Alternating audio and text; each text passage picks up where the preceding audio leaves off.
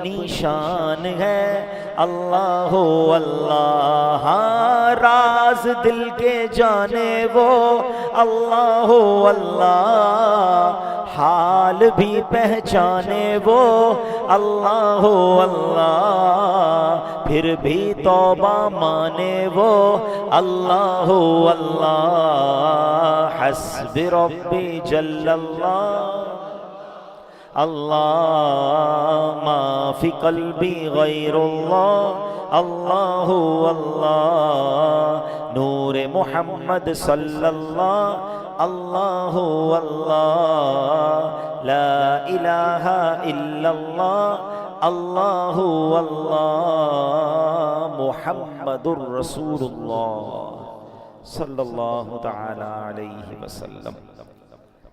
الحمدللہ رب العالمین، والصلاة والسلام علی خاتم النبیین، اما بعد فاعوذ باللہ من الشیطان الرجیم، بسم اللہ الرحمن الرحیم۔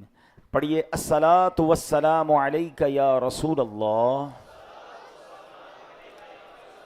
وعلی آلک واصحابک یا حبیب اللہ،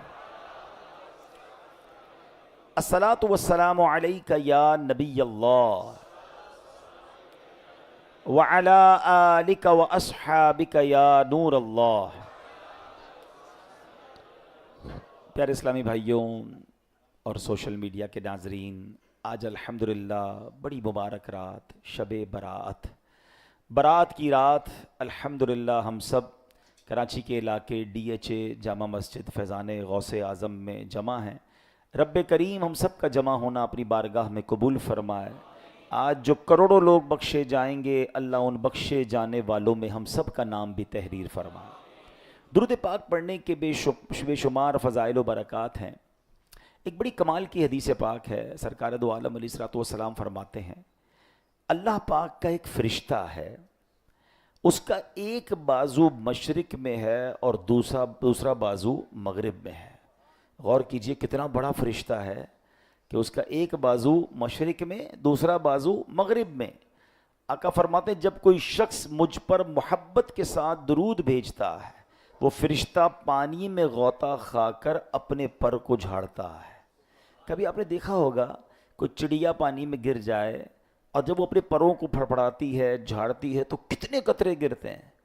اتنا بڑا فرشتہ، اتنی جس کی ہیوج آپ سمجھے جسامت ہے، جب وہ اپنے پروں کو جھاڑتا ہوگا تو کتنے قطرے گرتے ہوں گے۔ میرے آقا فرماتے ہیں اللہ پاک اس کے پروں سے ٹپکنے والے ہر قطرے سے ایک ایک فرشتہ پیدا فرماتا ہے، اور وہ فرشتے قیامت تک اس درود پاک پڑھنے والے کے لیے استغفار کرتے رہتے ہیں۔ ہائے ہائے ہائے، ایک درود پاک پر رحمتیں تو دیکھو، برکتیں تو دیکھو، کیسے وارے نیارے کر دیے جاتے ہیں۔ دنیا کا دستور ہے ایک بڑا کام کرو تو بڑے پیسے ملتے ہیں، تھوڑا کام کرو تو تھوڑے ملتے ہیں۔ اللہ کی رحمت دیکھیں، کام تھوڑا کرو، برکتیں کتنی ساری ملتی ہیں، ثواب کتنا سارا، انعام کتنا سارا۔ ہم کو پڑھنا خدا نصیب کرے، دم بدم اور بار بار درود، جو محب نبی ہے اے کافی، چاہیے اس کو بار بار درود۔ صلو علی الحبیب صلی اللہ تعالی علی محمد صلی اللہ علیہ وسلم۔ آج کی رات نور علی نور ہے۔ ہاں، آج ایک برکت نہیں، آج کئی برکتیں جمع ہو گئی ہیں، کیونکہ آج شب جمعہ بھی ہے اور شب برات بھی ہے، جمعرات کی رات بھی ہے اور شب برات بھی ہے، دو فضیلتیں جمع ہو گئی ہیں۔ شب جمعہ بھی بڑی کمال کی رات ہے، یہ ہر ہفتے ہمیں ملتی ہے، لوگ اس کو اتنا امپورٹنس نہیں دیتے۔ حالانکہ شب جمعہ کی بات کیا ہے کہ حدیث پاک میں آتا ہے شب جمعہ یعنی جمعرات اور جمعے کے درمیان کی جو رات ہوتی ہے، شروع سے لے کر رات ختم ہونے تک اللہ پاک آسمان دنیا پر تجلی فرماتا ہے اور ایک فرشتے کو حکم دیتا ہے جو یہ اعلان کرتا ہے کوئی مانگنے والا کہ اس کو عطا کروں، ہے کوئی توبہ کرنے والا کہ اس کی توبہ قبول کروں، ہے کوئی بخشش مانگنے والا کہ اس کو بخش دوں۔ اے نیکی کرنے والے، اے نیکی چاہنے والے، نیکی کے کام میں جلدی کر، اور اے گناہ کے چاہنے والے، گناہ کرنے سے باز آ جا۔ یعنی ہر جمعرات اعلان ہوتا ہے کوئی مانگنے والا، ہے کوئی توبہ قبول کرنے والا. اور سبحان اللہ، اب 15ویں رات شعبان کی جو رات ہے، حدیث پاک میں آتا ہے جب شعبان کی درمیانی یعنی 15ویں رات آئے تو اس رات عبادت کرو، دن کو روزہ رکھو.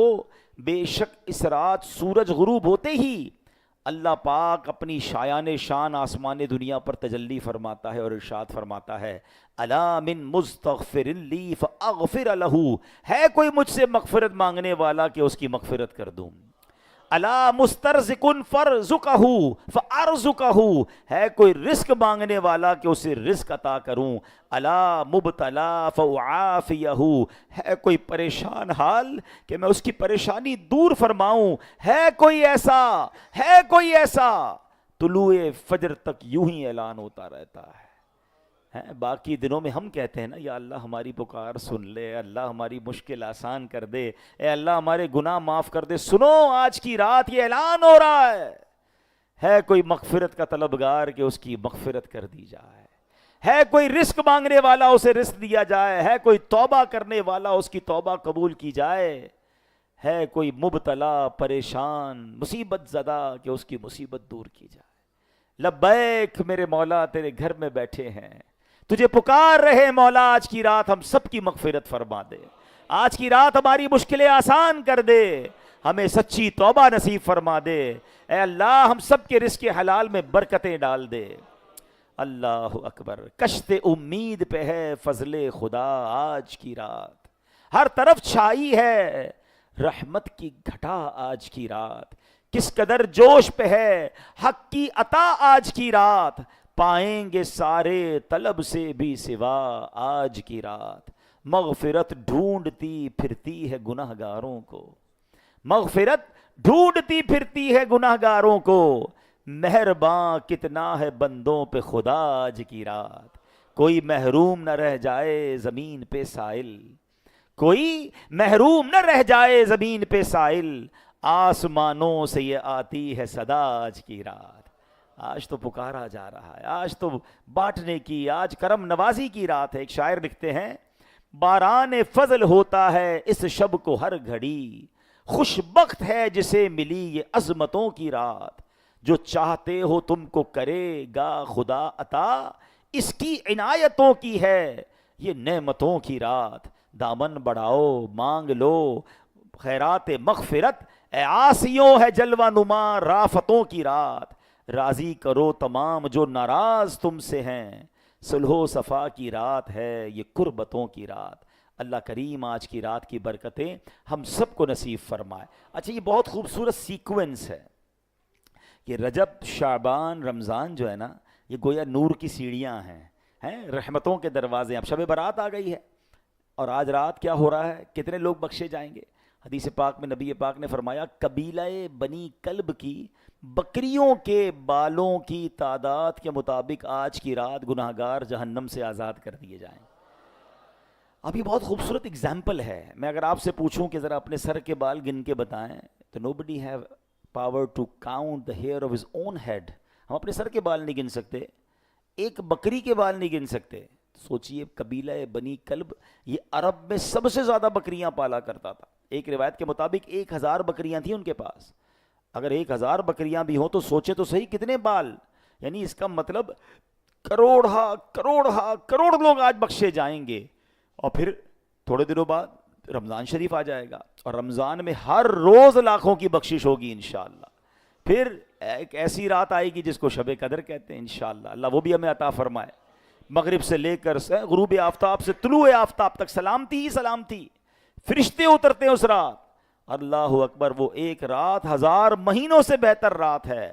سبحان اللہ. اس کا مطلب کیا ہوا کہ اللہ کی رحمت کے دروازے کھلے ہیں. کوئی نہ کوئی موقع دیا جاتا ہے کہ بندہ معافی مانگ لے، اللہ کے قریب آ جائے، مغفرت کی خیرات لے لے. اگر آپ غور کریں نا ان راتوں کے بارے میں تو اس کا مطلب یہ ہوتا ہے کہ چانس دیا جاتا ہے، موقع دیا جاتا ہے. کسی طرح آ جاؤ اللہ کی رحمت کی طرف، توبہ کر لو، مغفرت حاصل کر لو. بدقسمت وہ ہے جو ان راتوں میں بھی نہ بخشا جائے. بدقسمت وہ ہے جو رمضان کی رحمتوں کی راتوں میں، رحمتوں کے دنوں میں بھی نہ بخشا جائے. اللہ کرے کہ اللہ ہمیں محروم لوگوں میں شامل نہ فرمائے، مغفرت یافتہ میں شامل فرما دے.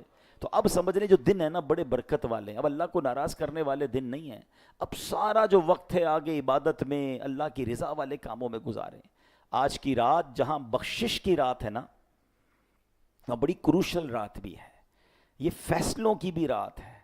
جی ہاں، آج رات یہ لکھا جائے گا کہ اس سال کس کا انتقال ہونا ہے، یہ لکھا جائے گا کہ اس سال کس کو کتنا رزق دیا جانا ہے، یہ بھی لکھا جائے گا کہ اس سال کس نے حج کو جانا ہے۔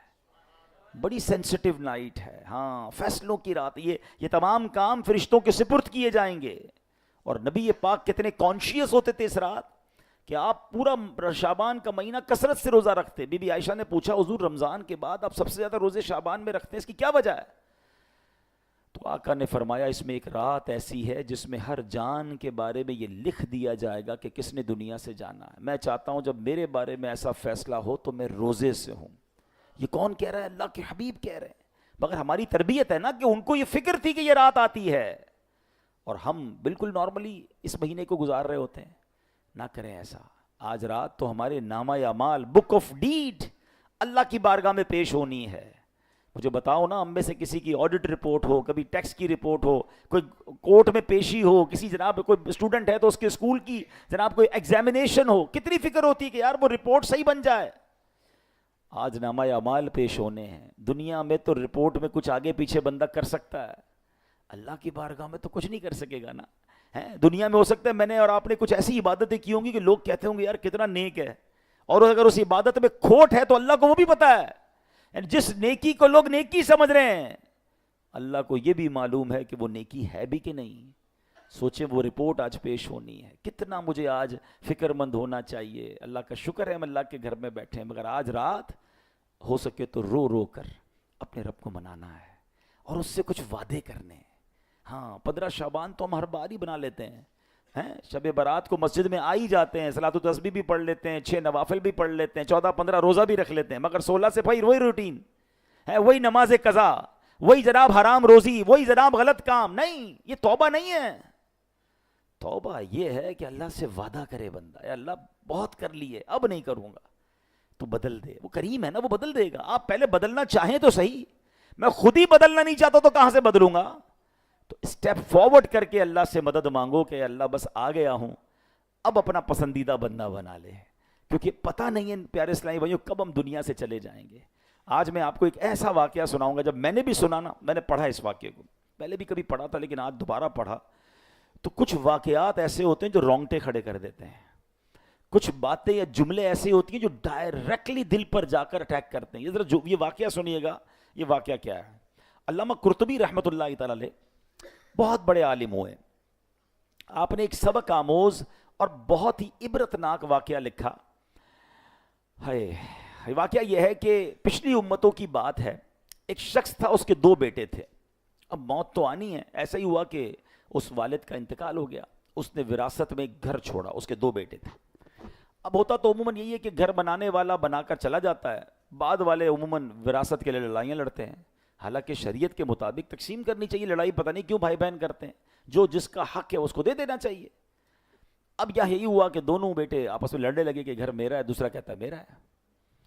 اب کیا ہوا، جب جھگڑا بڑھ گیا تو اللہ پاک نے اسی گھر کی ایک اینٹ کو بولنے کی طاقت عطا فرما دی، وہ اینٹ کلام کرنے لگی، بلاک، ٹھیک ہے، اور وہ اینٹ کہتی ہے ہا یا ہاذانی فی ما تتنازعان، اے 2 بھائیوں کس بارے میں جھگڑا کرتے ہو؟ آؤ ذرا پہلے میری کہانی سن لو۔ وہ اینٹ اپنی کہانی سناتی ہے، وہ کہتی ہے میں ایک بادشاہ تھا۔ بلاک اینٹ کیا کہہ رہی ہے؟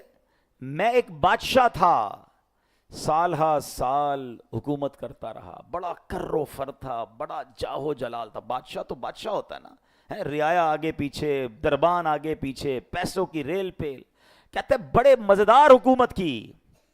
پھر مجھے موت نے آ لیا، فنا کے گھاٹ اتر گیا، میرے خوبصورت رخسار، پیاری پیاری آنکھیں، طاقتور جسم، مضبوط بازو، میری ہڈیاں، غرض میرا پورا وجود گل سڑ کر مٹی ہو گیا۔ کچھ عرصے کے بعد 50 100 150 سال کے بعد جتنی قبریں ہوتی ہیں وہ مٹی ہو جاتی ہیں، ختم، فنش، جس کو اللہ بچائے۔ آگے ہم سنیں گے کہ ایسے بھی کچھ لوگ ہیں جن کے جسم سلامت رہتے ہیں، لیکن نارملی کیا ہوتا ہے، مٹی میں مل جاتے ہیں. وہ کہتے ہیں میرا سارا وجود مٹی ہو گیا, 1000 سال تک میری مٹی برباد رہی. پھر ایک برتن بنانے والے کمار, برتن بنانے والے نے میری دفن کی جگہ سے مٹی اٹھائی اور مجھے ایک پیالہ بنا دیا. میری خاک سے ایک پیالہ بنایا, بہت عرصے تک میں پیالہ بن کے رہا. تھوڑے عرصے بعد پیالہ بھی ٹوٹ گیا. کہتے پھر مٹی بن گیا, اور اب اس کے کچھ عرصے کے بعد مجھے کسی نے اینٹ بنا دیا, اور اب مجھے اینٹ بنا کر اس مکان میں لگا دیا گیا ہے. یہ میری سٹوری ہے. کس بات پر جھگڑ رہے ہو؟ میں بادشاہ تھا اور آج مکان کی اینٹ بنا ہوا ہوں. کہاں تخت خسرو, کہاں تاق کسرا, محل اقامت کا ان کا پتہ کیا, ملے خاک میں سینکڑوں مسند آرا, نہ گورے سکندر ہے نہ قبر دارا, مٹے نامیوں کے نشان کیسے کیسے, زمین کھا گئی نوجوان کیسے کیسے. اے میرے پیارے اسلامی بھائیوں, ذرا غور تو کیجئے, ہم کس بات کی اکڑ دکھا رہے ہیں؟ بازوؤں میں طاقت ہے, کھوپڑی میں دماغ ہے, رگوں میں خون دوڑ رہا ہے, لوگ اس پر اکڑتے ہیں, بڑی بڑی باتیں کرتے ہیں, بڑا غصہ دکھاتے ہیں, غرور, تکبر, گھمنڈ نہ جانے کیسی کیسی آفتوں میں مبتلا ہیں. آئینے کے سامنے کھڑے ہو جائیں تو ہٹتے نہیں ہیں, کبھی بال بن رہے ہیں, کبھی سیلفیاں بن رہی ہیں, بندہ کہتا ہے دیکھو تو صحیح میرا حسن کیسا, میرا چہرہ کیسا. ہائے ان قریب بہت جلد ملک الموت تشریف لائیں گے, سانس اٹکے گی, روح جھٹکے سے نکلے گی, آخری ہچکی آئے گی, آنکھیں سچ چھت سے لگیں گی, اور ہم فنا کے گھاٹ اتر جائیں گے. ہم یہ بھی نہیں جانتے ہماری مٹی کہاں جائے گی, کون سی ہوا ہوگی جو ہماری خاک کو اڑا کے کہاں سے کہاں لے جائے گی. حضرت بابا فرید, آئے ہائے بڑی عظیم ہستی ہیں, پنجابی شاعر, پنجابی بھی لکھتے تھے, اشعار بھی لکھتے تھے, اللہ کے بہت بڑے ولی ہیں, صوفیانہ اشعار کہتے تھے. کیا اشعار کہے انہوں نے؟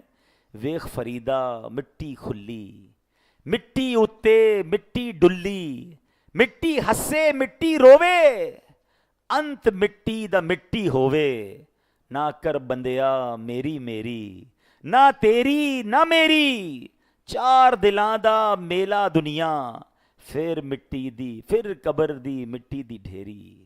ہائے ہائے ہائے, کیا فرما گئے؟ اے فرید دیکھ مٹی کی قبر کھلی اور مٹی کا بندہ اس میں اتر گیا. مٹی سے بنے نا, خاک سے بنے نا, مٹی کی قبر کھلی اور مٹی کا بندہ اندر چلا گیا. مٹی کی لاش پر پھر مٹی بھی ڈال دی گئی, ڈالتے نا مٹی, اور ڈال دو بھائی قبر بند کر دو. آہ یہ مٹی ہی کا بندہ ہے جو خوشی میں پھولے نہیں سماتا, غم کے وقت شکوے کرتا ہے, واویلا مچاتا ہے, مگر افسوس بندہ کچھ بھی کرے مٹی کا انجام مٹی ہی ہے. اے بندے میری میری نہ کر, نہ کر بندیا میری میری, نہ تیری نہ میری. کہتے نہ میرا مال, میری جائیداد, میری گاڑی, میری عزت, میری زندگی, یہ باتیں کر کر کے اکڑ مت دکھا. یہ دنیا اور یہاں کا سب کچھ نہ تیرا ہے نہ میرا ہے, چار دناں دا میلا دنیا, پھر مٹی دی ڈھیری. کہتے 4 دن کی دنیا ہے, پھر وہی مٹی کی ڈھیری ہے, یعنی قبر بنے گی اور سب کچھ ختم ہو جائے گا. ہائے ہائے ہائے, کیا گہری بات ہے, کاش یہ بات سمجھ آ جائے, ظلم کرنے والے کو سمجھ آ جائے, حرام کمانے والے کو سمجھ آ جائے, زیادتی کرنے والے کو سمجھ آ جائے, غرور کرنے والے کو سمجھ آ جائے, اللہ کی نافرمانی کرنے والے کو سمجھ آ جائے کہ ٹھکانہ وہ ہے. آؤ بڑی رات ہے, دعا کرتے ہیں کہ ہماری خاک بنے, بننی تو ہے, خاک تو بننی ہے, اللہ کرے خاک کہاں کی بنے. بڑا پیارا شعر ہے, مٹی نہ ہو برباد پسے مرگ الہی, مٹی نہ ہو برباد پسے مرگ الہی, جب خاک اڑے میری مدینے کی ہوا ہو, جب خاک اڑے میری مدینے کی ہوا ہو, صلی اللہ علیہ یا رسول. تو یہ سمجھنا ہے ہمارا ٹھکانہ کیا ہے. میں ایک اور عجیب بات آپ کو بتاؤں, یہ دنیا جیسی ہمیں ابھی نظر آ رہی ہے نا, خشکی فلاں جیسے فلاں جگہ ہے، فلاں جگہ دریا ہے، فلاں جگہ سمندر ہے، شاید یہ ہزاروں سال پہلے ایسی نہیں تھی. ہیں یہ خود کلفٹن ڈیفینس جہاں موجود ہے نا، پوچھے ذرا 70s 80s میں کیا تھا، سمندر کتنا آگے تک تھا. مجھے یاد ہے جب ہم چھوٹے تھے تو مشری شاہ آتے تھے تو وہاں سمندر کی مٹی ہوتی تھی اور بڑی مشکل سے پہنچتے تھے. اور اب روڈیں بن گئی ہیں، اب کالونیاں بن گئی، اب تو سمندر کے اندر شہر بن رہے ہیں. اس کا مطلب گریجولی یہ دنیا کی جو تبدیلی ہوتی رہتی ہے. لیکن اس کا مطلب پتہ کیا ہے؟ اس کا مطلب یہ ہے کہ آج سے صدیوں بعد ہمارا بھی کوئی نام و نشان کا وجود نہیں ہوگا. ممکن ہے ہماری قبروں کے نشان بھی مٹ چکے ہوں گے. شاید 100 سال کے بعد ہمارے گھروں میں کوئی اور آباد ہوگا. جس گھر کو ہم نے بنایا نا 100 150 سال بعد کوئی اور ہوگا نا. ہماری جائیداد کسی اور کے نام پر ہوگی. ہمارے پردادا لکڑ دادا ذرا غور کرے دنیا میں آ جائیں تو ہم انہیں پہچان بھی نہیں سکیں گے. ہمیں تو ہمیں پردادا کا چہرہ یاد نہیں ہے. اتنی بے وفا ہے دنیا سمجھو. اگر وہ آ جائیں تو ہم انہیں نہیں پہچان سکیں گے. یوں ہی ہمارے پڑ پوتے وغیرہ بھی ہمیں نہیں پہچان سکیں گے. جیسے ہم اپنے آبا و اجداد کو بھول گئے، ہماری شکلیں، ہمارے معاملات بھی ہمارے پڑ پوتے، ہماری نسلیں بھول جائیں گی. ہم دنیا میں بھولی بسری داستان ہو جائیں گے. لوگ کہتے ہیں بڑا اہم ہوں جناب، میرے بلبوتے پر کام چلتے ہیں. قبرستان میں ایک تختی پر جملہ لکھا ہوا تھا، میں بڑا اہم تھا، یہی میرا وہم تھا. کسی کے جانے سے دنیا رکتی نہیں ہے. سب چلے گئے، ہم بھی چلے جائیں گے. کچھ عرصے تک لوگ یاد کریں گے، پھر میں ہوں گا، میری قبر ہوگی، میرے اعمال ہوں گے. اگر اچھے اعمال ہوئے تو قبر میں مزے ہوں گے. اللہ ناراض ہوا تو قبر میں لوگوں کو مار پڑے گی. کیسے برداشت کریں گے؟ کیوں نہیں سوچتے اس قبر کے بارے میں؟ آج کی رات ایکچولی ہمیں یاد دلاتی ہے کہ اپنی موت کو مت بھول کر سامان چلنے کا. کبھی بھی جا سکتے ہیں نا. ایسا تو ہے نہیں کہ ہمیں پتہ ہے کب جانا ہے. آپ میں سے کوئی ہے جس کو معلوم ہے کہ کتنے سال جیے گا؟ شیطان ایسی باتیں جب ہم کرتے ہیں نا موت کی، قبر کی، تو جناب پھر یہ ہوتا ہے کہ وہ کہتا ہے یار باتیں تو ٹھیک ہے مگر ابھی تو جوان ہو نا، ابھی تو بڑھاپا آئے گا پھر توبہ کر لوں گا، پھر اللہ اللہ کر لوں گا. یہ مولوی صاحب بھی بیان کر رہے ہیں، یہ بھی تو بوڑھے ہو گئے ہیں، اب اللہ اللہ کر رہے ہیں، میں بھی کر لوں گا. لیکن مجھے بتاؤ نا، کیا کسی جوان کے پاس یہ گارنٹی ہے وہ بوڑھا ہو کر مرے گا؟ قبرستان جاتے ہو تو آپ دیکھتے ہوگے کہ 5 سال کے بچے کی چھوٹی سی قبر بھی ہوتی ہے، 20 سال کے نوجوان کی قبر بھی ہوتی ہے، 70 سال کے بوڑھے کی بھی قبر ہوتی ہے. کبھی بھی جا سکتے ہیں. اے میرے پیارے اسلامی بھائیوں، اچھا یہ بات ہے کہ مٹی تو قبر کا نام و نشان تو مٹ جاتا ہے نا کئی 100 سال بعد. اللہ والوں کی قبریں سلامت ہیں، ہزاروں سال بعد بھی لوگ انہیں یاد رکھتے ہیں، مگر عام انسان کی قبر تو ختم ہو جاتی ہے. لیکن ایسا نہیں ہے کہ اللہ کریم کی بارگاہ میں ختم ہو جائیں گے. نہیں، اللہ پھر اس مٹی سے ہی بندوں کو پھر جمع کرے گا اور قیامت کے دن حساب لے گا. قرآن فرماتا ہے قد علمنا ما تنقص الارض منہم، ہم جانتے ہیں جو کچھ زمین ان سے گھٹاتی ہے. یعنی مردوں کے جسم کے جو حصے گوشت، خون اور ہڈیاں وغیرہ زمین کھا جاتی ہے، ان میں سے کوئی چیز اللہ پاک سے چھپی نہیں ہے. اللہ پاک ان کے بدن کے ہر حصے کے بارے میں جانتا ہے کہ ان کے جسم کا کون سا حصہ بکھر کر کہاں گیا ہے، کس چیز میں مل گیا ہے. اللہ پاک کو سب کا علم ہے. قیامت کے دن بکھری ہوئی خاک کو پھر سے جمع کر کے جسم بنایا جائے گا اور روح ڈال کر اسے زندہ کر دیا جائے گا. حدیث پاک میں آتا ہے، سنو آج سائنس کہتی ہے ڈی این اے کا کوئی ایک چھوٹا سا ذرہ ہوتا ہے. لوگ کہتے ہیں، سائنس بتاتی ہے کہ چھوٹا سا ڈی این اے مل جائے ہم اس بندے کی عمر بھی معلوم کر کے بتا سکتے ہیں، اس کے بارے میں ساری پرابلمز بتا سکتے ہیں. بہت چھوٹا سا ذرہ صرف چاہیے. آج سائنس پہنچی ہے. میں 1450 سال پہلے کی حدیث سنانے جا رہا ہوں. سنو میرے آقا کیا فرماتے ہیں. کہتے ہیں نبی پاک کو علم نہیں تھا. اللہ اکبر، میرے آقا کو وہ علم ہے کہ جو ہو چکا ہے، جو ہوگا حضور جانتے ہیں. سنو حدیث پاک کیا ہے. آقا فرماتے ہیں انسان کی ہر چیز گل جائے گی، ریڑھ کی ہڈی نہیں گلے گی. اس سے قیامت کے دن مخلوق کو دوبارہ بنایا جائے گا. یہ بخاری شریف کی حدیث ہے. اب مفسرین لکھتے ہیں کہ ریڑھ کی ہڈی میں ایک باریک سا ذرہ ہوتا ہے، بہت چھوٹا سا ذرہ، جسے عجب الضم کہتے ہیں. یہ اتنا باریک ہوتا ہے کہ مائکروسکوپ سے بھی نہیں دیکھا جا سکتا، اتنا باریک ذرہ ہے. فرمایا روز قیامت اسی سے دوبارہ انسان کو بنایا جائے گا. یہ باقی رہتا ہے. کوئی جل جائے، کوئی ڈوب جائے، کسی کو درندے کھا جائیں، کس کی قبر کی مٹی خاک ہو جائے، یہ ذرہ باقی رہتا ہے اور اسی ذرے سے پھر جو ہے انسان کو بنایا جائے گا. تو اے میرے پیارے اسلامی بھائیوں، ہمیں اس دن کی تیاری کرنی ہے. ہمیں 2 بڑے امتحانوں سے گزرنا ہے، ایک قبر کے امتحان سے اور ایک محشر کے امتحان سے. ہاں ایک بات یاد رہے، کہ کچھ خوش نصیب وہ ہیں کہ جن کی قبر میں ان کے جسم سلامت رہتے ہیں، ان کے جسموں کو کچھ نہیں ہوتا. ہاں، بلند رتبہ ہستیاں ہیں، ان میں ٹاپ لیول پر کون ہیں؟ انبیاء کرام علیہ السلام. حدیث پاک سنیے گا، اللہ کے نبی علیہ الصلوۃ والسلام فرماتے ہیں، ابن ماجہ کی حدیث ہے، ان اللہ حرم علی الارض ان تأکل اجساد الانبیاء، بے شک اللہ پاک نے نبیوں کے جسموں کو نقصان پہنچانا زمین پر حرام فرما دیا ہے. ایک حدیث پاک میں ہے، فرمایا الانبیاء احیاء فی قبورہم یصلون، یعنی انبیاء کرام اپنے مزارات میں زندہ ہیں اور نماز پڑھتے ہیں. ہائے ہائے، جبیں میلی نہیں ہوتی، کفن میلا نہیں ہوتا، غلامان محمد کا بدن میلا نہیں ہوتا. یہ اللہ والوں کی شان ہے. انبیاء حیات. اعلیٰ حضرت امام اہل سنت کیا لکھتے ہیں؟ انبیاء کو بھی اجل آنی ہے. اجل کس کو کہتے ہیں؟ موت کو. انبیاء کو بھی اجل آنی ہے، مگر ایسی کہ فقط آنی ہے، پھر اسی آن کے بعد ان کی حیات مثل سابق وہی جسمانی ہے، انہیں دوبارہ ایسی حیات دے دی جاتی ہے قبر کے اندر. اللہ اکبر. اسی طرح اولیاء کرام بھی اپنی قبر میں سلامت رہتے ہیں. کیسا ریفرنس؟ آؤ ترمذی شریف کی حدیث سنتے ہیں. پچھلی امتوں کے ایک ولی اللہ جن کو اس کے زمانے کے بادشاہ نے شہید کر دیا تھا، مسلمانوں کے دوسرے خلیفہ حضرت عمر فاروق رضی اللہ تعالیٰ عنہ کے دور خلافت میں ان کی قبر کھل گئی. لوگوں نے آنکھوں سے دیکھا کہ ان کا جسم پاک بالکل صحیح سلامت تھا. شہید ہوتے وقت جب انہوں نے زخم پر ہاتھ رکھا تھا اب بھی اسی طرح رکھا ہوا تھا. ہاتھ ہٹایا گیا تو جسم سے تازہ خون جاری ہو گیا. سبحان اللہ. یہ ترمذی کی حدیث کی کتاب کے اندر یہ واقعہ موجود ہے. یعنی شہداء، اولیاء، صالحین، انبیاء، سبحان اللہ، جن سے رب راضی ہو ان کے جسم بھی سلامت رہتے ہیں. اللہ کرے کہ ہم ایسے کام کرنے میں کامیاب ہو جائیں کہ ہمارے بھی قبر میں جسم سلامت رہیں. اچھا، کچھ اعمال بھی بتا دیتا ہوں. کچھ اعمال ایسے ہیں جس کی برکت سے قبر میں جسم سلامت رہیں گے. ثواب کی خاطر اذان دینے والا خون میں تڑپتے شہید کی طرح ہے کہ اس کی قبر میں کیڑے نہیں آئیں گے. مبارک ہو ان موذنین کو، ان اذان دینے والوں کو جو اللہ کی رضا کے لیے، ثواب کے لیے اذان دیں.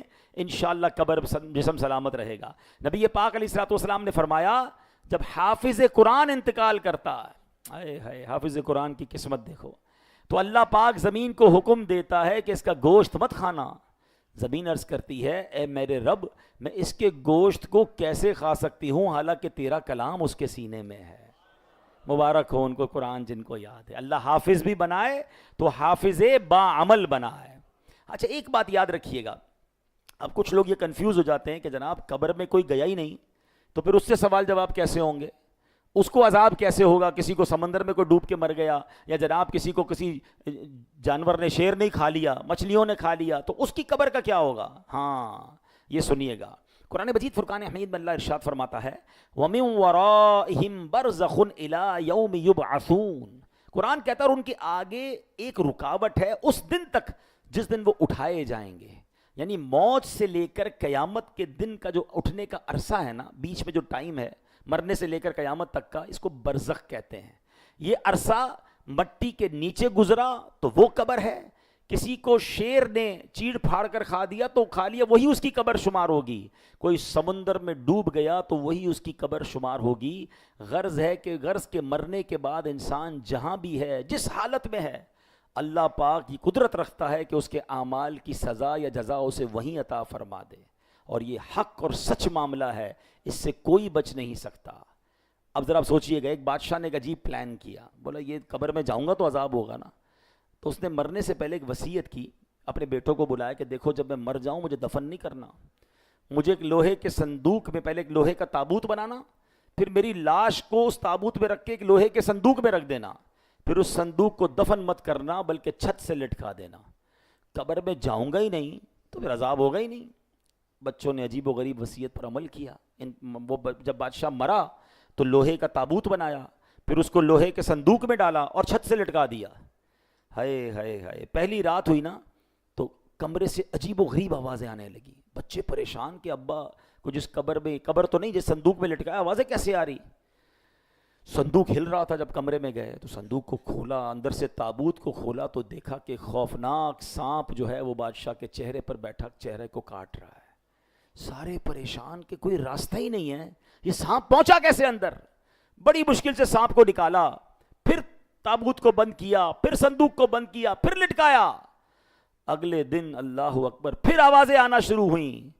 जब संदूक को फिर खोला तो उससे भी बड़ा सांप बादशाह के सीने पर बैठा हुआ था। फिर उसे मारा, फिर दूर किया, परेशान, ये आता किधर से सांप है। तीसरी रात फिर संदूक लटकाया, खतरनाक आवाजें आना शुरू हुई। अब जो संदूक खोला तो देखा सांप नहीं बल्कि पूरा ताबूत ही आग से जल रहा है। अब बच्चों को लग पता गया कि अल्लाह का अजाब है, हम कुछ भी कर लें इससे ये बच नहीं सकेगा। और उसको एक बार फिर दोबारा संदूक से निकाल कर कब्र में ही दफन कर दिया गया।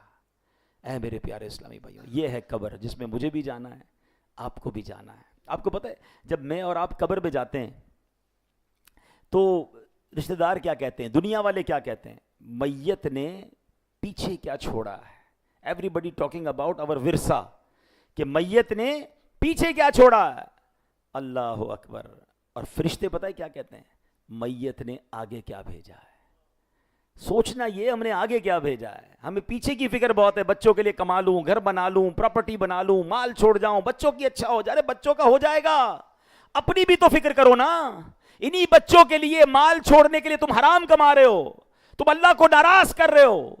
ये नहीं सोच रहे कि जब कब्र में जाऊंगा तो ना तो बच्चा साथ आएगा, ना कोई दोस्त साथ आएगा, ना पैसा साथ आएगा।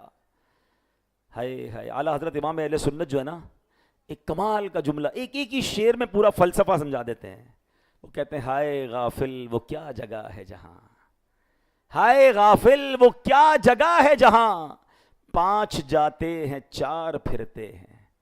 5 जाते हैं ना, 4 कांधा देने वाले और एक मैयत, और वापस कितने आते हैं, 4 वापस आते हैं। उसको कब्र में उतार कर आते हैं, कोई साथ नहीं जाता। ये सारे दोस्त अहबाब क्या कहते हैं, जरा यार पूरी मिट्टी डाल दो भाई, थोड़ी सा भी सुराख बाकी मत रखना, वरना कब्र सही तदफीन सही नहीं होगी। कोई नहीं ये सोचता कि अंदर अकेले के साथ क्या होगा। ये मुझे और आपको समझना है मेरे प्यारे इस्लामी भाइयों। आज रात हमें ये वादा करना है अल्लाह से, अपने आप से भी वादा करना है कि जिंदगी ऐसे गुजारनी है कि जब कब्र में जाऊं तो कब्र रोशन हो जाए, वरना ऐसा ना हो कि वहां मारे जाएं, पकड़े जाएं। ऐ मेरे प्यारे इस्लामी भाइयों, नबी पाक अलैहिस्सलाम क्या फरमाते हैं, फरमाते हैं मसलु हादिही दुनिया मसलु सौबिन शुक्का मिन अव्वलिही इला आखिरिही। इस दुनिया की मिसाल एक कपड़े जैसी है, और कपड़ा भी वो कि शुरू से आखिर तक कटा हुआ है। फबकिया मुतअल्लिकन बखीतिन फी आखिरिही फयूशिकु ज़ालिकल खैतु अन यनक़तिअ। बस आखिर से एक धागे के साथ अटका हुआ है, करीब है कि ये धागा भी टूट जाएगा। एक धागा ही तो है। वो शायर कहते हैं ना, एक ये जहां एक वो जहां। समझो दुनिया क्या है, जिंदगी क्या है। कहते एक ये जहां एक वो जहां, दोनों जहां के दरमियां है फासला एक सांस का। गर आ गई तो ये जहां, गर रुक गई तो वो जहां। यही है ना, सांस रुकी तो क्या होगा, खत्म, जिंदगी खत्म, उस जहान में पहुंच जाएंगे। आ रही है तो इस जहान में है, अभी रुकी तो उधर पहुंच जाएंगे, इतना फासला है। लोग कहते नहीं अभी तो बहुत टाइम पड़ा है, अभी तो 5 साल में ये अचीव करना है, 10 साल का ये टारगेट है, 20 साल का ये टारगेट है। ऐ मेरे प्यारे इस्लामी भाइयों, दुनिया में जरूर अपनी प्लानिंग कीजिए, मगर मरने की भी प्लानिंग कीजिए। मुझे अंदाज़ा है, मैं जो ये बयान कर रहा हूँ, मैं इस मस्जिद में कई बयानात कर चुका हूँ। बहुत सारों को वो मज़ा नहीं आ रहा जो बयान का मज़ा होता है, क्योंकि हम वाक़यात सुने, कुछ रहमत की बातें सुने, कुछ जनाब मज़ीद चीज़ें सुने, लेकिन मौत की जब भी बात होती है ना, हमें बोरियत फील होने लग जाती है कि यार ये क्या बातें हो रही हैं, क्यों कब्र की बात हो रही है। अगर आप मुझे बताएं, हम बात नहीं करेंगे तो तैयारी कैसे करेंगे। How we prepare our self for the hair after. मैं मिसाल देता हूँ, अभी हम अल्हम्दुलिल्लाह हमारे मंसूर भाई भी साथ थे, हम कल ही पहुँचे। हम 3 दिन के लिए कोलंबो गए थे, वहाँ दावत इस्लामी के इज्तिमा थे, ठीक है ना, और भी वहाँ बिजनेसमैन आए थे। आप भी ट्रैवल करते हैं 3 दिन 4 दिन 2 दिन, सबसे पहले क्या चेक करते हो, यार वहाँ का मौसम कैसा है, जहाँ जा रहा हूँ वहाँ का क्लाइमेट कैसा है, ताकि वैसे ही कपड़े लेकर जाऊँ। दूसरा आपके ज़हन में सवाल ये आता है कि जनाब करेंसी कौन सी चलेगी, ताकि उसी हिसाब से मैं करेंसी लेके जाऊँ। थर्ड क्वेश्चन अपने आप से ये करते हो आप, और सर्च करते हो मैं रहूँगा कहाँ। ऐसा ही है ना, कमरा कैसा होगा, बाथरूम कैसा होगा, कंफर्टेबल है कि नहीं। जिसको अल्लाह ने जितना नवाजा है, कोई 3 स्टार में रहता है, कोई 4 स्टार, कोई 5 स्टार, चेक करता है भाई चेक इन कितने बजे मिलेगा, ब्रेकफास्ट होगा कि नहीं होगा, कितना उस रिव्यू पढ़ते हैं कि जहां 3 दिन रहना है उस होटल के रिव्यू कैसे, लोग जो रहे थे वो कंफर्टेबल रहे कि नहीं रहे। ہائے ہائے، جدھر 3 دن رہنا ہے تمہارا اتنا خیال ہے، جدھر تم نے قیامت تک رہنا ہے کبھی اس کے بارے میں چیک کیا؟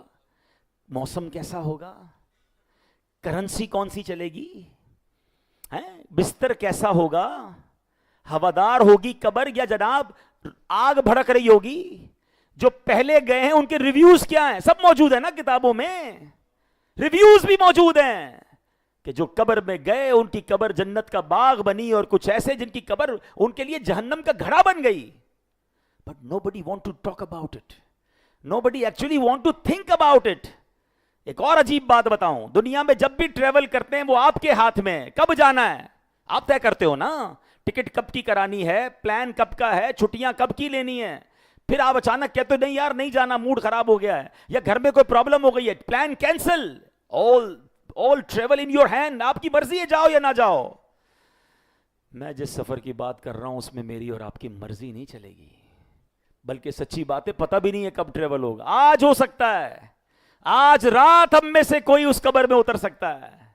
سچ بتاؤ دنیا کے ٹریول کی جتنی تیاری ہے کم از کم یار اتنی تو تیاری کر لو، اتنا تو سوچ لو یار کہ قبر میں ہوگا کیا میرے ساتھ. میں اکیلا ہوں گا، دنیا میں تو دوست کو بھی کہتے تو بھی چل بھائی، فیملی آپ بھی چلو، میں اکیلا بور ہو جاؤں گا. 6 دن 10 دن میں بور ہو جاتے ہیں، قیامت تک رہنا ہے، میرے ساتھ کوئی بھی نہیں ہوگا.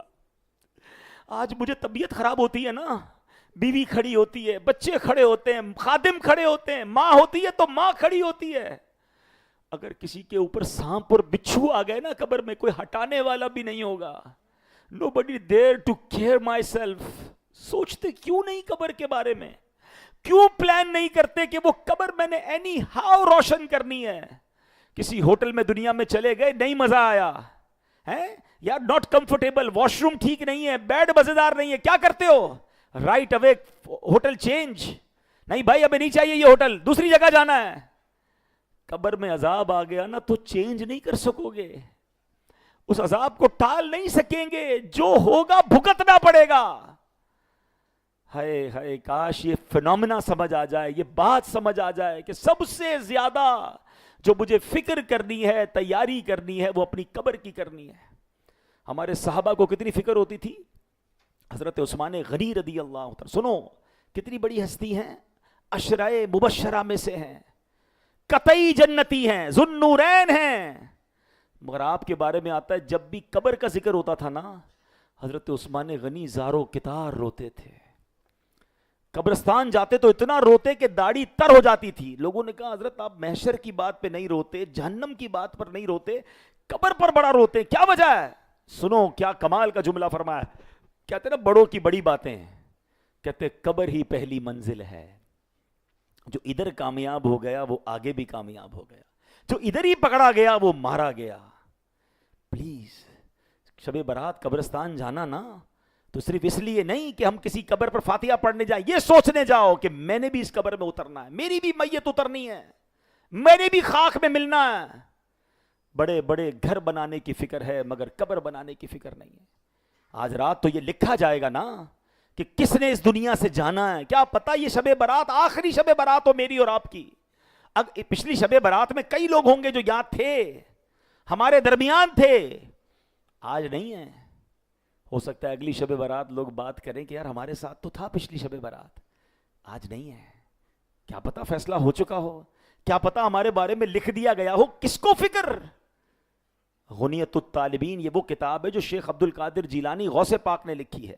غوث پاک فرماتے ہیں کچھ لوگوں کے کفن دھل کر تیار ہوتے ہیں اور وہ بازاروں میں ہنسی مذاق کر رہے ہوتے ہیں. کچھ لوگوں کی قبریں خود کر تیار ہوتی ہیں اور وہ اپنا گھر بنانے میں مصروف ہوتے ہیں.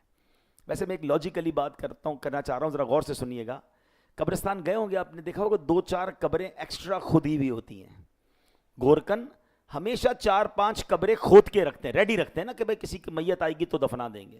ایسا ہی ہے کفن کی دکان جو ہوتی ہے نا جب کفن ملتا ہے وہاں کفن بھی دھل کر روز پیک ہو رہا ہوتا ہے. اب ذرا جملہ سنیے گا میرا. آج 13 فیبروری جس جو کفن دھل کر پیک ہوئے ہیں نا وہ زندہ ہیں جن کا کفن پہنایا جائے گا. آج 13 فیبروری قبرستان پوری دنیا میں جتنے بھی ہیں، جہاں جہاں قبر خود ہی ہے نا، گورکن نے ایکسٹرا کھود کے رکھی ہے، وہ اس بندے کی قبر ہے جو اس وقت زندہ ہے، کل مرنا ہے۔ آج رات ہم میں سے کوئی مرے گا جس کی دکان سے جا کے وہ کفن خریدا جائے گا، ہیں جس قبر کو کھود کے گورکن نے تیار رکھا ہے نا، ہم میں سے کسی نے مرنا ہے جو اس کفن قبر میں جا کے دفنایا جائے گا۔ غور کیجئے، ہم دنیا میں ہوں گے اور ہمارا کفن تیار ہو چکا ہوگا، ہماری قبر خود چکی ہوگی، ہم کیوں نہیں سوچتے؟ کیسے گناہ کرنے کا جی چاہتا ہے، کیسے اللہ کی نافرمانی، کیسے ظلم و زیادتی، کیسے جناب لوگوں کے ساتھ حرام کرنے کو جی چاہ رہا ہوتا، جس بندے کو قبر میں جانا اس کے اندر ایسا کرروفر کیسے آ سکتا ہے؟ کاش یہ بات ہمیں سمجھ آ جائے۔ آخری ایک مثال سمجھا کر اپنی بات کو اب میں اینڈ کرنے جا رہا ہوں۔ سرکار دو عالم صلی اللہ تعالی علیہ وسلم نے ایک بار ایک صحابی کو، کچھ صحابہ کو بلایا اور ایک سوال کیا، ایک ایگزامپل کے ذریعے سمجھا، میں حدیث کا خلاصہ پیش کر رہا ہوں۔ ایک بندہ ہے جس کا آخری وقت ہے، اس کے 3 بیٹے ہیں، نبی پاک نے فرمایا وہ بندہ اپنے بیٹوں کو باری باری بلا کے کہتا ہے بیٹا میرا آخری وقت ہے، اب میں نے دنیا سے جانا ہے، میرے مرنے کے بعد تم کیا کرو گے میرے ساتھ؟ پہلا بیٹا یا پہلا بھائی وہ کہتا ہے کہ جیسے ہی آپ کا انتقال ہوگا نا، آپ کا میرا تعلق ختم، آپ اپنی قبر میں، میں اپنی زندگی میں۔ کہا اچھا، کہاں ایسا ہی ہے۔ دوسرے کو بلایا، تم کیا کرو گے؟ وہ کہتا ہے آپ کا انتقال ہوگا تو میں قبرستان تک چلوں گا آپ کے ساتھ، آپ کی نماز جنازہ بھی پڑھوں گا، قبرستان تک چلوں گا، کچھ دنوں تک آپ کو یاد کروں گا، پھر آپ اپنی قبر میں، میں اپنی لائف میں۔ تیسرے کو بلایا، آپ کیا کریں گے؟ وہ کہتا ہے آپ کا انتقال ہوگا تو میں قبرستان بھی ساتھ چلوں گا، اور جب آپ کو قبر میں دفنایا جائے گا نا تو میں قبر میں بھی ساتھ آ جاؤں گا، عذاب آ گیا تو میں عذاب کے آگے روک بن جاؤں گا۔ نبی پاک علیہ الصلوۃ والسلام نے صحابہ سے پوچھا بتاؤ تینوں میں سے اچھا کون ہے؟ چلے یہی سوال میں آپ سے کر لیتا ہوں، آپ بتائیے ان تینوں بیٹوں یا تینوں بھائیوں میں سے سب سے اچھا کون ہے؟ آخری والا نا، جو قبر میں ساتھ بھی آئے گا، عذاب سے بھی بچائے گا۔ Look at the way of سمجھانے کا طریقہ کیا ہے نبی پاک، اب یہ تینوں باتیں سمجھیے گا۔ آقا فرماتے پہلا بیٹا یا بھائی جو کہتا ہے آپ مر گئے، آپ کا میرا تعلق ختم، آقا نے فرمایا وہ تمہارا مال ہے، جیسے ہی میری آپ کی آنکھیں بند ہوں گی مال کس کا ہو جائے گا؟ ورثہ کا، پرایا، بلکہ میری جیب میں جو پیسے ہوں گے نا وہ بھی نکال لیے جائیں گے، یہ میت کا نہیں ہے، یہ ورثہ کا ہے، وہ پیسے جو ساری زندگی میں خود جمع کرتا رہا، روز گنتے ہیں لوگ پیسے، روز بیلنس چیک کرتے ہیں، روز حساب لکھتے ہیں، یہ سارے پیسے ادھر آنکھیں بند ہوئیں، ادھر یہ مال ہو گیا پرایا، اس مال کے پیچھے دنیا پاگل ہے۔ آقا نے فرمایا دوسرا بیٹا یا بھائی جو کہتا ہے میں قبرستان تک تو جاؤں گا، تھوڑے دن تک یاد کروں گا، پھر آپ کی لائف میری زندگی الگ، وہ کون ہے؟ آقا فرماتے وہ تمہاری فیملی ہے، وہ تمہارے گھر والے ہیں۔ بچے یہی کرتے ہیں نا زیادہ، اب نیک بچے ہوں تو جناب بعد میں ایصال ثواب کرتے ہیں، ورنہ نارمل تو سویم والے دن بھی گھر میں ٹی وی چل رہا ہوتا ہے، ایسے بھی ماڈرن گھرانے ہم نے دیکھے ہیں، بھول جاتے ہیں لوگ، چلو تھوڑے دن یاد بھی کر لیں گے، تو یہ کون ہے؟ یہ بچے ہیں، یہ فیملی ہے۔ مگر فرمایا جو تمہارے ساتھ قبر میں بھی آئے گا نا، وہ کون ہے؟ وہ تمہارا عمل ہے، تمہارے اعمال ہیں جو قبر میں بھی تمہارے ساتھ آئیں گے، تمہیں عذاب سے بھی بچائیں گے۔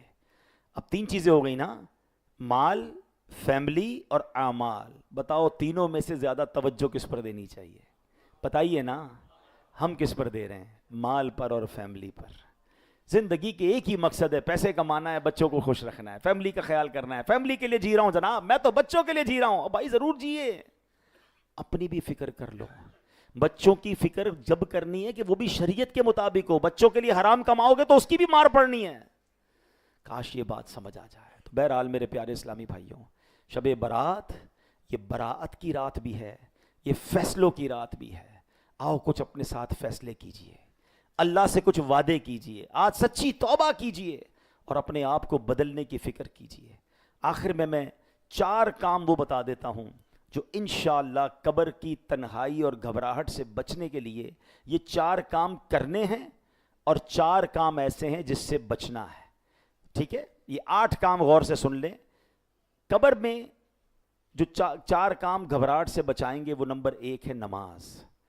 نیت کریں انشاءاللہ نماز آج کے بعد قضا نہیں کریں گے انشاءاللہ۔ نماز اندھیری قبر کا چراغ ہے، نماز آپ کے لیے نور کا کام کرے گی۔ دوسرا عمل صدقہ، ہاں یہ بڑی نیکی ہے، اپنی زندگی میں صدقہ کر جاؤ، یہ پیسے آپ کی آخرت میں کام آئیں گے۔ اپنے مال جو کہ آپ نے سنا نا حدیث میں کہ مال تو آنکھیں بند ہو کے یہیں رہ جائے گا، تو اچھا نہیں ہے میں اپنا مال خرچ کر کے آگے پہنچا دوں جو مجھے ادھر بھی کام آئے گا. ہاں ایک حدیث پاک ہے, حدیث قدسی ہے, اللہ فرماتا ہے اے ابن آدم اپنا مال میرے پاس جمع کرا دے. حدیث پاک کا مضمون ہے, نہ جلے گا نہ ڈوبے گا نہ چوری ہوگا, میں تجھے اس دن دوں گا جس دن تجھے ایک ایک نیکی کی ضرورت ہوگی. یعنی میں ادھر پیسے اللہ کی راہ میں دے دوں, یہ جمع ہو گیا اللہ کے پاس, جب کب ملے گا ملٹیپلائی ہوگا جب ایک ایک نیکی کی ضرورت ہوگی. اور وہ کون سا دن ہوگا؟ جب ماں بھی کام نہیں آئے گی, باپ بھی کام نہیں آئے گا. چلے آج ایک لگے ہاتھوں مشورہ بھی دے دیتا ہوں, ایک شریعت کا مسئلہ بیان کر دیتا ہوں, اللہ کرے کسی ایک کے دل میں بھی اثر کر گیا تو میرا بیان وصول ہو جائے گا. جب میں نے بھی جملہ کہا نا کہ مرنے کے بعد مال ہم اپنے ساتھ نہیں لے جا سکیں گے, مگر ایک طریقہ ہے جس کے ذریعے آپ اپنا مال لے جا سکتے ہیں. حدیث پاک روایتوں میں آتا ہے, شریعت کا مسئلہ یہ ہے کہ انسان اپنی زندگی میں اپنے مال کی 1/3 1/3 کی وصیت کر سکتا ہے. یعنی میں اور آپ یہ وصیت کر سکتے ہیں کہ میرے مرنے کے بعد میرے مال کا 1/3 میرے ہی ایصال ثواب کے لیے نیکی کے کاموں میں خرچ کیا جائے. تو اب کیا ہوگا کہ ہمارے مرنے کے بعد 1/3 ہمارے ایصال ثواب کے لیے خرچ کرنا پڑے گا ہمارے ورثاء کو, باقی 67% جو وہ خود بانٹ لیں. بہتر یہ کہ 30% کی وصیت کر لیں, تو انشاءاللہ اس کا بہترین آپ نتیجہ دیکھیں گے. میں مثال دیتا ہوں, یا مالدار لوگ بھی بیٹھے ہیں, آج کے دور میں کوئی مالدار 10 کروڑ روپے چھوڑ کے مر جائے, کیا اس کے بچے 3 کروڑ روپے کے اس کے لیے ایصال ثواب پر خرچ کریں گے؟ آج کے دور میں ایسے بچے ہیں. ہم ملتے ہیں مرنے کے بعد, اربوں پتی ماں باپ کے بچوں سے ملے کہ بھائی تمہارے امی ابو کا انتقال ہو گیا, ان کے لیے کوئی مسجد بنا دو, کوئی مدرسہ بناؤ, کوئی کنواں کھدواؤ, کوئی نیکی کے کام, یتیموں کی کفالت کرو تاکہ تمہارے ماں باپ کو ثواب ملے. کہتے نہیں ابھی تو کاروبار سے پیسے نکالنا مشکل ہے. باپ اربوں چھوڑ گیا, بیٹے کو توفیق نہیں ہو رہی خرچ کرنے کی. اگر وہی باپ وصیت کر جاتا تو جتنا چھوڑ کر جائے گا اس کا 30% انشاءاللہ اس کے اوپر خرچ ہوگا. الحمدللہ تحدیث نعمت کے لیے عرض کرتا ہوں, میرے والدین نے الحمدللہ یہ وصیت کی تھی, اور اللہ کی رحمت سے جب میں نے یہ مسئلہ پڑھا تھا تو میں نے اپنے امی ابو دونوں سے عرض کیا تھا کہ آپ یہ وصیت لکھیں کہ آپ کے انتقال کے بعد آپ کے مال کا 30% آپ کے اوپر خرچ کیا جائے. والدہ کا انتقال ہوا, جو بھی ان کا مال تھا, زیور تھا, 30% الگ ہو گیا. بھائی بہنوں میں کسی کو کوئی اعتراض نہیں ہوا. اس 30% سے الحمدللہ میری ماں کے نام پر مسجد تعمیر ہو گئی. والد صاحب کا انتقال ہوا, ابو کے انتقال کے بعد 30% الگ ہوا. اللہ کی رحمت سے 1-2 اسلامی بھائی اور بھی شامل ہو گئے, 2 مسجدیں ابو کے نام پر تعمیر ہو گئیں. مجھے لوگ کہتے ہیں کہ آپ نے اپنے امی ابو کے نام کی مسجد بنائی ہے. میں نے کہا میں نے نہیں بنائی, میرے ماں باپ نے خود بنائی ہے. وہ وصیت کر کے گئے نا, مجھے اتنا زبردست یہ فارمولہ ملا, الحمدللہ میں نے بھی یہ وصیت کر دی. اب جتنا بھی مال ہے آپ کے پاس, آپ کو یہ ٹینشن نہیں ہے میرے بچے میری فکر کریں گے کہ نہیں کریں گے. میرے مرنے کے بعد میرا 30% اگر مجھے مل جائے ایصال ثواب کی صورت میں, صدقہ جاریہ کی صورت میں, ہاں زندگی میں بھی خرچ کرنا ہے, زندگی میں بھی آپ زکوٰۃ دیں, صدقہ و خیرات دیں, مگر اپنی مرنے کے بعد اپنی فکر خود کریں. آج کا دور ایسا نہیں کہ بچے جناب ہمارے بعد فکر کریں گے. تو آپ کو یہ مشورہ دے رہا ہوں کہ آپ صدقہ و خیرات کے ذریعے اپنی قبر کو روشن کرنے کا سامان کر سکتے ہیں. زندگی میں مساجد بنائیے, زندگی میں جناب آپ نیکی کے کام کیجئے, صدقہ جاریہ والا کیجئے, ہو سکے تو وصیت بھی کر کے جائیں. تیسرے نمبر پر تلاوت قرآن بھی انشاءاللہ قبر کی وحشت اور گھبراہٹ سے بچائے گی. ایسے بزرگان دین کے واقعات ملتے ہیں جو روزانہ تلاوت کرتے تھے, اب قبر میں بھی انہیں تلاوت کرنے کا موقع مل رہا ہے. چوتھے نمبر پر ذکر اللہ کی کثرت, اپنی زبان کو ذکر اللہ سے تر رکھیں, قبر کی وحشت اور گھبراہٹ سے بچیں گے. 4 کام جو نہیں کرنے, اس میں ایک ہے جھوٹ, یہ بہت سخت گناہ ہے, جھوٹ سے بچیں. خیانت, کسی کا مال لے کر جو واپس نہیں کرتے, امانت لے کر واپس نہیں کرتے, یہ خیانت بھی قبر کی گھبراہٹ اور وحشت کا اور عذاب کا سبب ہے. نمبر 3 چغلی, ادھر کی ادھر ادھر کی ادھر. آج شب برات جو گناہ گار نہیں بخشے جائیں گے نا, اس لسٹ میں بھی چغل خور ہے. اور چوتھے نمبر پر پیشاب کے چھینٹوں سے نہ بچنے والا, اپنے آپ کو جو پاک نہیں رکھتے نا, ہیں صحیح استنجا نہیں کرتے, پراپر غسل نہیں کرتے, ناپاک رہتے ہیں, قبر میں وہ بھی عذاب میں گرفتار ہوں گے. 4 عمل کرنے ہیں, 4 سے بچنا ہے, تو انشاءاللہ قبر جو ہے اس کی گھبراہٹ سے محفوظ رہیں گے. اللہ کریم سے دعا کرتا ہوں, مولا ہم نے حدیثوں میں سنا ہے کہ قبر یا تو جنت کے باغ ہوگی یا تو دوزخ کا گھڑا. اے کریم مولا تیرے دربار میں آج شب برات دعا کرتے ہیں, ہماری قبروں کو جنت کا باغ بنا دینا. بلکہ ہماری دعا یہ ہے میرے مولا کہ ہم سب کی قبر جنت البقیع میں بنا دے. اے اللہ ہمیں مدینے کے سوا کہیں موت نہ دینا, اور وہیں آقا کے قدموں میں, آقا کے جلووں میں ہمیں جنت البقیع میں مدفن نصیب فرما، آمین بجاہ النبی الامین صلی اللہ علیہ وسلم۔ آج جمعرات بھی ہے، اور جمعرات کو ماشاءاللہ بڑے پیارے پیارے درود پاک بھی پڑھائے جاتے ہیں، تو آئیے ایک درود پاک پڑھ لیتے ہیں۔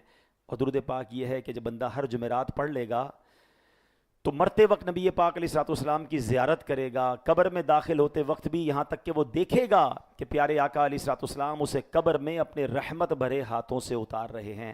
آئیے مل کر پڑھ لیں، اللہم صلی وسلم وبارک علی سیدنا محمد النبی الامی الحبیب العالی القدر العظیم الجاہ وعلی آلہ وصحبہ وسلم۔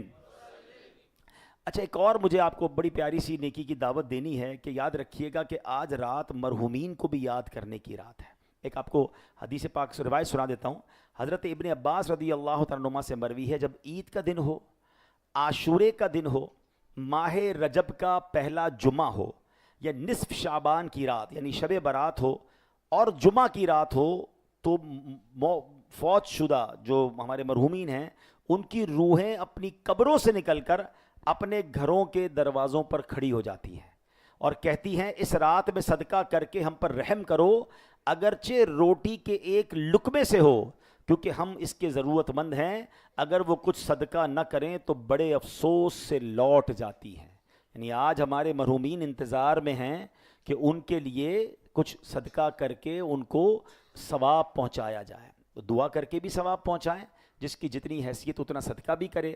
الحمدللہ امیر اہل سنت نے ایک بڑی پیاری دعا دی ہوئی ہے کہ آپ نے دعا کی ہے کہ یا رب مصطفیٰ صلی اللہ علیہ وسلم، جو کوئی شب برات بلکہ پورے ماہ شعبان میں اپنے مرحومین کے ایصال ثواب کے لیے کم از کم 1500 روپے دعوت اسلامی کو جمع کروائے، یا اللہ پاک اس کو اس وقت تک موت نہ دینا جب تک تیرے حبیب علیہ الصلوۃ والسلام کا جلوہ نہ دیکھ لے۔ تو ہمارا دعوت اسلامی کا اسٹال بھی باہر لگا ہے۔ دعوت اسلامی حافظ بناتی ہے، عالم بناتی ہے، مساجد بناتی ہے، غیر مسلموں کو مسلمان کرتی ہے۔ کتنا بڑا دین کا کام ہو رہا ہے۔ سچی بات یہ ہمارے پیسوں کے نصیب جاگتے ہیں جو دعوت اسلامی کے کاموں میں لگ جائیں۔ تو آج بھی اپنے مرحومین کے ایصال ثواب کے لیے آپ پیسے جمع کرا سکتے ہیں، ویسے بھی اپنی زکوٰۃ، اپنے عطیات، اپنے ڈونیشنز میں دعوت اسلامی کو یاد رکھیے گا۔ اور ہاں، ایک اور بات بتا دوں کہ انشاءاللہ رمضانوں میں بھی اس مسجد میں سلسلے رہیں گے۔ کل جمعہ ہے، اور جب میں پاکستان میں ہوتا ہوں تو یہاں ماشاءاللہ ہماری مسجد میں 2 جمعے ہوتے ہیں، 1:15 بجے ہوتا ہے، ایک پہلا جمعہ 1:15 بجے ہوتا ہے، اور غالباً 12:30 پونے 1 بیان، 12:30 بیان شروع ہو جاتا ہے۔ دوسرا جمعہ جب میں پاکستان ہوتا ہوں تو الحمدللہ میں یہاں آتا ہوں، اور تقریباً ہم 2:15 بجے بیان شروع کرتے ہیں اور 3 بجے جمعہ ہوتا ہے۔ تو کل بھی انشاءاللہ میری حاضری ہوگی، آپ ہو سکے تو کل بھی تشریف لائیں۔ اور اسی طرح انشاءاللہ ہم نے مشاورت کی ہے کہ رمضان میں جو ہمارا دوسرا جمعہ ہوگا وہ 3:30 بجے ہوگا، تو انشاءاللہ اس میں ہم تقریباً 2:45 بجے بیان شروع کریں گے اور 3:30 بجے جمعہ کی نماز ہوگی۔ تو آپ رمضان میں بھی جو پہلا جمعہ ادا کرنا چاہیں اسی ٹائم کے مطابق، یا 3:30 بجے انشاءاللہ وہ جمعہ میں شامل ہو سکیں گے۔ اللہ پاک عمل کرنے کی توفیق عطا فرمائے۔ مختصر سا ذکر ہوگا اور انشاءاللہ پھر دعا ہوگی۔ صلو علی الحبیب۔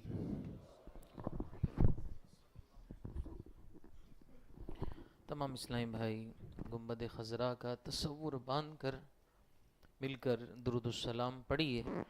الصلاة والسلام علیک یا رسول اللہ، الصلاة والسلام علیک یا حبیب اللہ، الصلاة والسلام علیک یا نبی اللہ، وعلى آلك وأصحابك يا نور الله، حسبي ربي جل الله، ما في قلبي غير الله، نور محمد صلى الله، لا إله إلا الله، لا إله إلا الله، لا إله